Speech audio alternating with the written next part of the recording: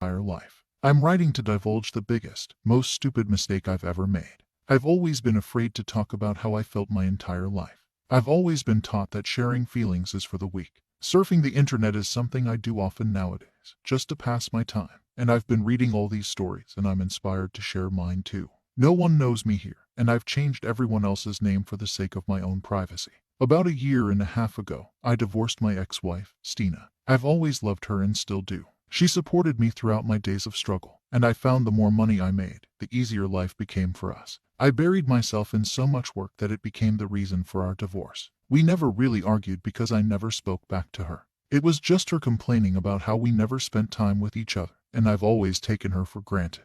She's wanted a child all her life, but I kept insisting that we wait. She got very impatient, and I told her that I don't think I want a child. That was the turning point of our relationship, and I did not expect that she would immediately send me a divorce notice the next day. I did not beg her to stay, even though I really wanted to stop her. I just let her go, and I deeply regret that I did not stop her. I admit that it was my ego that stopped me from communicating, and I wish I would have talked to her about it. I wish we had found a common ground where we would have made it work. After we parted ways, she immediately got married within a few months of our separation and got pregnant. The way she quickly moved on in a blink of an eye enraged me, to be honest. Questions kept crossing my mind. Did she have an affair while we were married? Did she even love me? How did she move on so fast? I could have had my sources look into it, but decided it was simply not worth it. The money I had seemed pointless, but I still worked harder to ease my pain. I've never smoked or been a heavy drinker, and I still don't resort to it, but I found myself spending the night with different women after my divorce. I'm obligated to attend many parties for business, and they're flooded with women who want to get lucky for the night. When I found out about Stina's pregnancy, I decided to get married just to spite her. I wanted to show her I've moved on, too, I married Margot, a fairly beautiful woman who did not look her age at all, 33. She looked young and worked as a small-time model in her 20s. Her daughter was 14, and her name was Rhiannon, was born to Margot's boyfriend when she was younger. She had raised Rhiannon as a single parent, and she would mostly have rich older boyfriends, or what people probably call sugar daddies. I'd spent a couple of nights with Margot after I met her at a charity auction, and she was one of those event hosts looking for a new man after a breakup.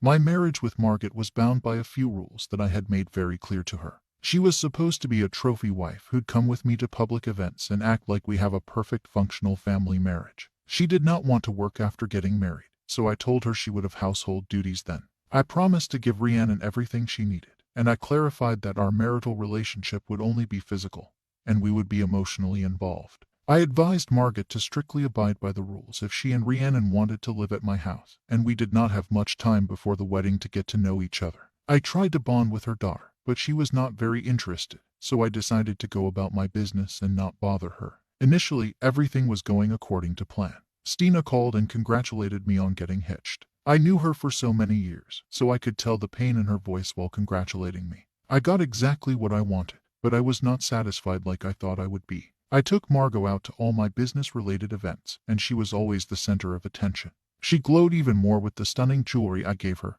and the designer clothing. She really played the part well, and all eyes were on us. I could see envy in all the other men who were all together, and the whole feeling was extremely validating, and we acted like this perfect couple and our chemistry was commended by all. We were all smiles and laughter, but behind closed doors, guys, that all disappeared. I laid in the same bed as Margot, reminiscing about my ex. I didn't really know much about Margot or her daughter, so I tried to observe their habits and behavior for the short period of time I was present at home.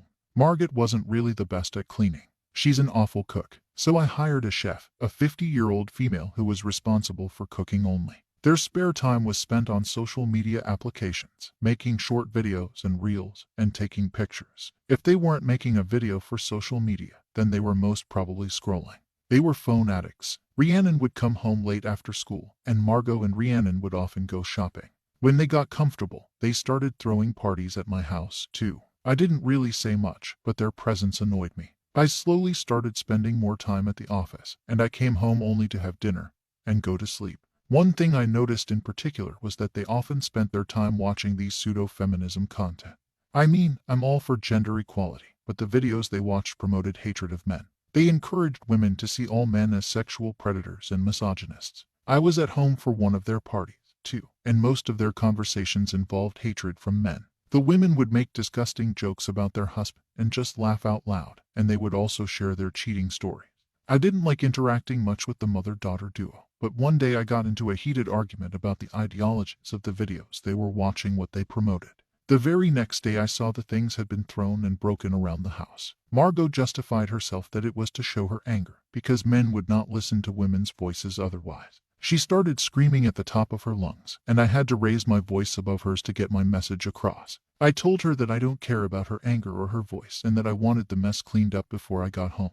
When I came home that very same day and saw the house was still a mess and no chores had been done, all the bedrooms of my house were locked with Rihanna inside her bedroom and Margot inside ours. So I knocked on the bedroom door, but Margot insisted that I sleep on the couch today. There was no food left for me either, and they had thrown what was meant for me in the trash. I was exasperated by their act, and I didn't even have a change of clothing. I was too tired and it was too late to argue. I spent the night sleepless, contemplating whether I made the right decision or not. Everything I did at that point seemed extremely foolish, but I had to go along with it. I could not take the roof off of Rhiannon and Margot's heads, you know. I also could not bear the humiliation of another failed marriage. I got up the next day and went to work. Margot still refused to open the door, and I went tired and groggy. I came back home later in the evening to find my house in complete havoc.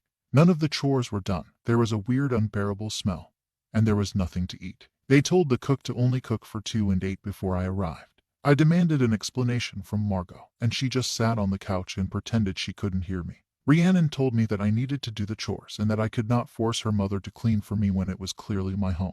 She gave me this long speech about how men don't do any chores and depend on women for basic needs. Their audacity shocked me, you know. I felt like I needed to give them both a harsh reality check. I first told Rhiannon off because she would not even clean even if her life depended on it. I explained that I worked my butt off all day so they could shop and get their nails done, and I told them I don't ever object to anything.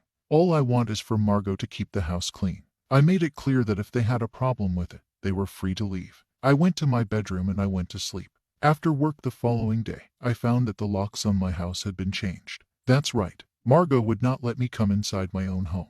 Turns out the sudden change in behavior was fueled by a TikTok video about how men don't contribute to the household chores and expect women to bear the burden.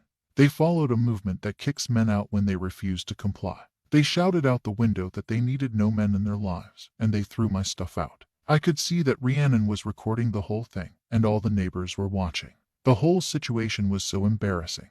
I did not want to make too much noise about the whole situation, you know. I acted like everything was just normal. I had a very important deal with an investor and wanted to make a good impression. And in the world of business, even personal problems can put investors off. So I slept in my office for a couple days, but then moved to a nearby hotel so the employees did not suspect anything is wrong. I hate people knowing about my personal life, and I did my best to hide it. A couple of days later, I saw that there had been so many purchases on the credit card that I'd given to Margot. They had spent a huge amount of money in just a few days, and I had to put an end to their whole drama, and these guys would bankrupt me and leave me penniless in a matter of just days. I blocked every credit card I gave them. I stopped paying all the house bills to teach them a lesson. Margot and Rhiannon were having the time of their lives. They had everything they ever wanted for themselves, and not once did they ever try to contact me. Little did they know that their little paradise was about to vanish. After about the span of 3 months, 90 days, everything was cut off. The internet, electricity, water, and I laid off the cook, too. Leaving the bills unpaid was a price I had to pay to get them what they deserved, and they had exhausted all the money they had on shopping and food. The card was blocked, as well. They could not do much anymore, and in the meantime they had gone to Margot's mother's house. They had to sacrifice the comfort of my house for her cramped little home, but they did not have a choice. They did not have any of the basic amenities that they needed to live, and it was freezing and winter, and they could not live without electricity. There was no way they would live without the internet, either, let me tell you. They kept blowing up my phone, and I just kept ignoring them. I received a lot of sorry messages from them, and they actually begged me to come back home. I reminded them that they said they don't need any man, and Margot was now annoyed that I was ignoring her. She came to my workplace and used it as a place to vent her issues, and she made up a fake story that I abandoned them and would not pay the bills. And she cried these fake crocodile tears, and screamed and even broke a lot of stuff, and the whole drama was seen by my employees. Everything I despised in my workplace was happening right in front of my eyes, and I had her kicked out really quickly.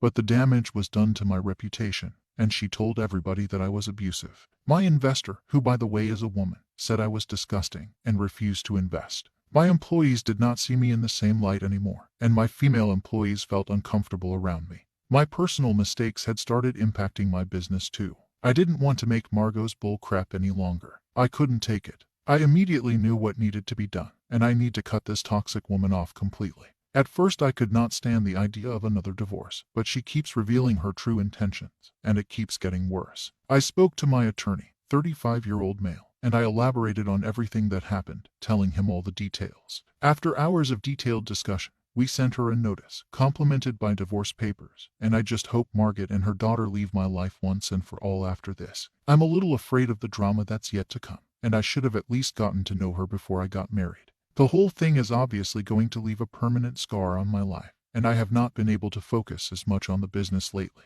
I might even consider going to see a professional for help after this, and I think a lot of people rebound after a breakup or divorce, but I never thought that it would be this bad. Well, guys, that's it for today. I'm going to sign off now, but I'll be back with a few more updates on the divorce. I'm back with more updates about my crazy wife and her even crazier teenage daughter after I sent her the divorce papers and legal notice. Margot acted extremely sorry after she received the papers, but Rhiannon apologized too. No matter how much they apologized, I did not really budge. I knew that I needed to get out of this sick marriage in any way possible. Margot tried everything she could to get me back, and she used every tactic from the people she followed on social media to make things even more dramatic. She spread her fake sob stories on social media. The things I heard were insane. She sent me a notice too. She made allegations of domestic violence against me. She falsely accused me of making her work around the house until she dropped from exhaustion. She said that I abandoned her and did not pay the bills so that Margot and her daughter could leave the house. Her huge following on social media, which was growing by the day, was all pitted against me. She had a huge number of supporters, too, from her crazy gang of followers. They encouraged her to pursue a case against me, telling the world how I tortured and abandoned her. Nothing was in my favor, and it was true that we did have a loveless marriage and our marriage was in fact dysfunctional. It dawned upon me that I should have signed a prenup.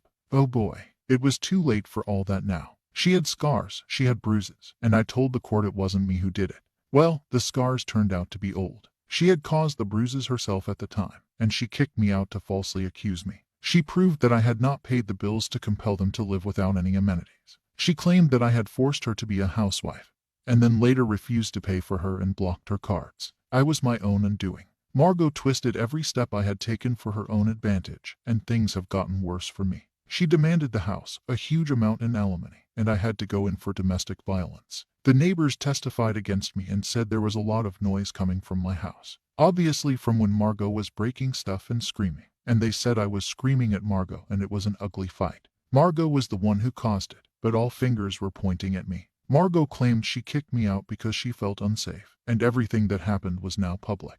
I was losing the case. I needed to turn the case somehow, and miraculously I found an eyewitness. The cook.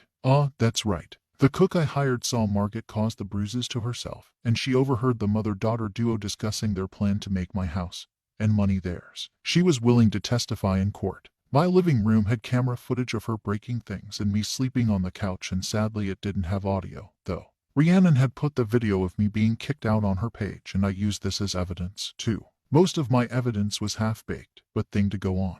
My case was weak and relied mostly on the cook. I was still hopeful, and thankfully I won the case thanks to the cook that I hired. They medically examined Margot, and it was found that her bruises were in fact self-inflicted. The camera footage proved how she went around breaking things, and the video cleared out that I did not abandon her. The caption of Rhiannon's page provided that they kicked me out over a video. Margot was made to admit that the domestic violence accusations were indeed false. Everything went into my favor. Margot's lies were now caught, and now everybody knew the truth. Her stupidity had lost her the opportunity to spend a lavish life with me and give her daughter a better future. She had to pay for the damages to my home and pay for all the pending bills, and she also had to pay me compensation for all the trouble that she caused. Even though everything turned out fine for me, I know that I'm never going to be able to recover from all this. I feel worse than before, and I did gain a lot of insight from this and learn such a valuable lesson the hard way.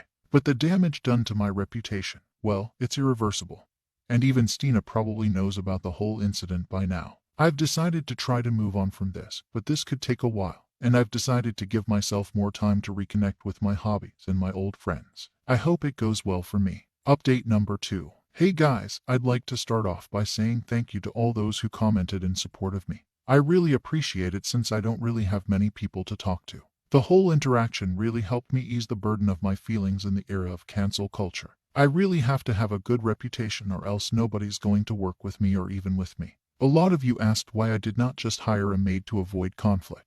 Yeah, I could have done that.